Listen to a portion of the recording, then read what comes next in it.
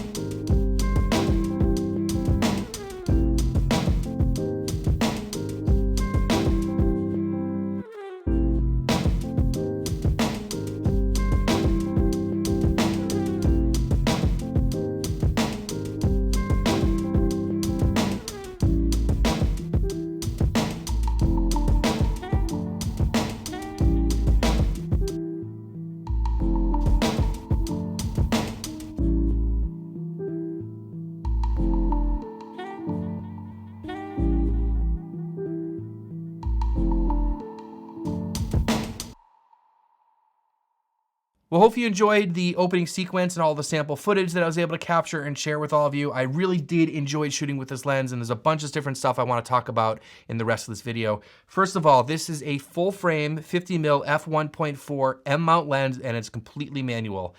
Now, this lens is great for a bunch of different reasons, but what I'm going to talk about is going to be the performance, the price and competition, and I also want to talk a little bit about why I think M-mount is great even if you don't own an M-mount camera. Now, I know a lot of you out there probably would think that's weird, but I will explain that a little bit later too. So let me get some disclaimers out of the way first. TTArtisans did send me this lens to test and review. They didn't pay me anything to make this video, and they don't get to see the video goes up, so the opinion about it is definitely my own, but huge thank you to TTArtisans for sending me this lens to test out. I also shot everything on the Canon R5C. Let's start off by talking about image quality. And that's why lately I've been opening my review videos with actual just sample footage so you can see what the lens looks like, because that's pretty much what's the most important thing.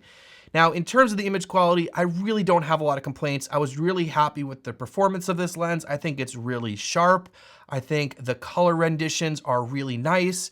I think it has nice bokeh, which we'll talk about in a second. But overall, I just think it produces a really, really nice image. In terms of chromatic aberrations, I didn't notice any in the shooting that I did. I didn't really push the lens too hard by shooting wide open in high contrast situations. But from all the shooting that I did and that I showed you earlier in this video, I didn't see any chromatic aberrations. In terms of the bokeh, I really did enjoy the way that it rendered out the background. I think it was really smooth.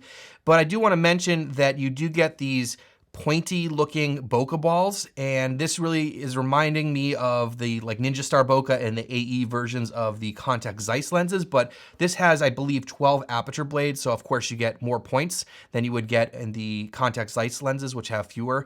And so this is caused from the way the physical aperture blades are in the lens, which I'll show you in a second. But what I did here just to demonstrate this is to show you this in my studio here. And at f1.4, when it's wide open, it's round. And then after you stop down beyond like 2 or 2.8, that's when you get those points around the outside of the bokeh balls. Now, this is something that you either like or you don't like, and it's just a character of this lens. But you can actually see this in the lens. So let me show you how that looks. All right, so taking a look at the lens here, you can see this is wide open. We're at f1.4. And as I stop down, that's f2, f2.8. You can start to see where the aperture blades come together. That's where you get the points from the bokeh. So here would be f4, 5.6, etc. So you can really see where that's coming from in terms of the physical nature of the aperture blades. In terms of flaring, of course, every lens flares a little bit, and this is a lot of it subjective into what you like and what you don't like. In terms of the veiling flare, I noticed that if you do push the lens, you do lose quite a bit of contrast, which you can see here.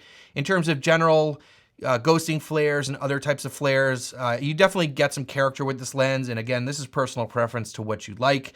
But overall, I kind of liked it. But then again, I'm lately been looking for lenses that have a little more character in terms of their flares. This is definitely not a clinical lens in terms of flaring. I was definitely pushing the lens pretty hard to get those to flare, but you know, that's what it looks like. In terms of focus breathing, this lens is gonna show some focus breathing, and of course is because this is a stills lens. This is not a video lens. So if you are doing large focus racks with this in video, you're definitely gonna notice the focus breathing. All right, so let's talk about the physical design and the build quality. This thing is an absolute tank. It is very small, which I love, but it is really well built. It comes with a metal lens hood, 49mm front filter thread. And then when you're operating the lens, of course, this is an all manual lens. So we have aperture control here, and it goes in half stops. So like between 1.4 and 2 is 2 clicks. The way this feels is fantastic. It sounds really good.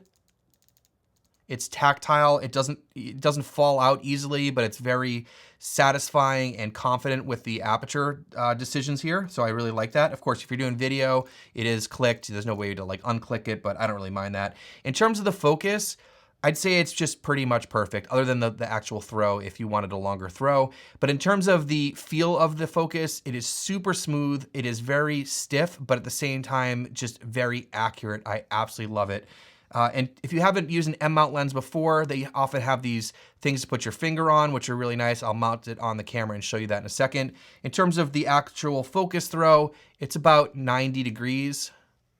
So again, not super long if you're doing video, but if you're doing photo, it's great. And also what I noticed in my shooting, I had really no complaints about it. And then onto the back, you have an all metal lens mount. So overall build quality is just exceptional. It's very small, which is really nice. It is heavier than it looks, but I think that gives it a sense of, you know, quality and that sort of things. And it's just really nice to use. All right, so let me mount this on the camera and I'll show you what I meant about the focus because it is a little bit different. So I already have the adapter mounted on here.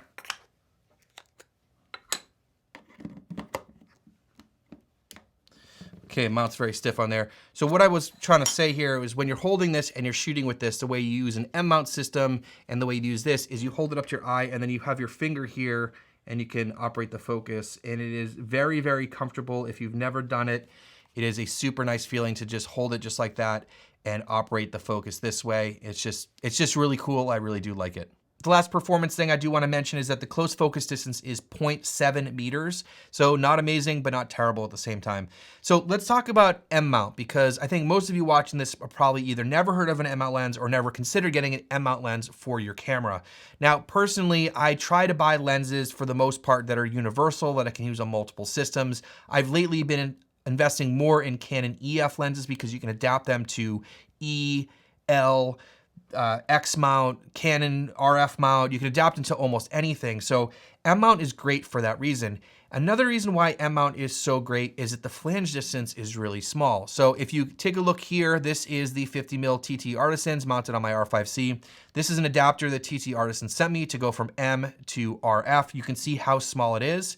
And to show you another example of one, this one here is the M to L mount. So you can see how small it is and it keeps the whole package a lot smaller, which I love. And to put this in perspective, let me show you a couple of other adapters. This right here, this is the Canon EF to RF adapter. Probably most of you have seen this before. So you can see that in comparison. And that's because the flange distance of the M-mount system is a lot less than the EF system because that was based on a DSLR that needed a mirror box.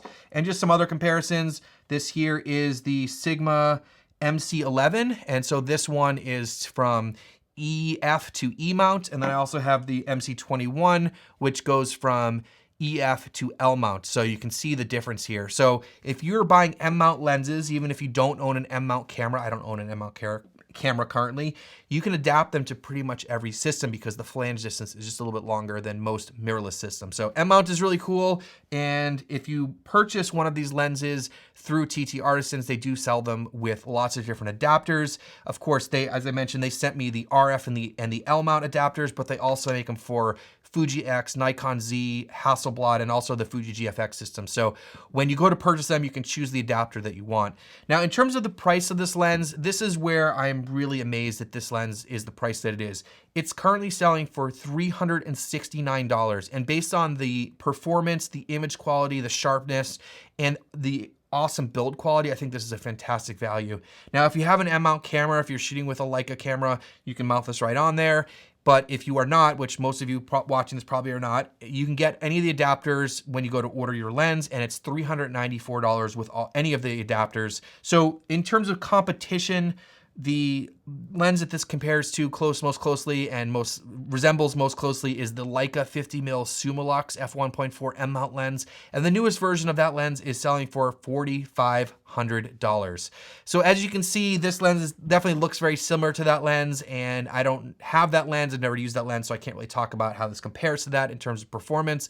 But if you want a very small, high quality manual focus lens that you can adapt to pretty much every system, I would highly recommend taking a look at this TTArtisans lens. I will leave links down below for this lens. I want to again thank TTArtisans for letting me test this out. I hope to test out some more lenses from them. This one's absolutely fantastic. Thanks so much for watching, and we'll see you in the next one.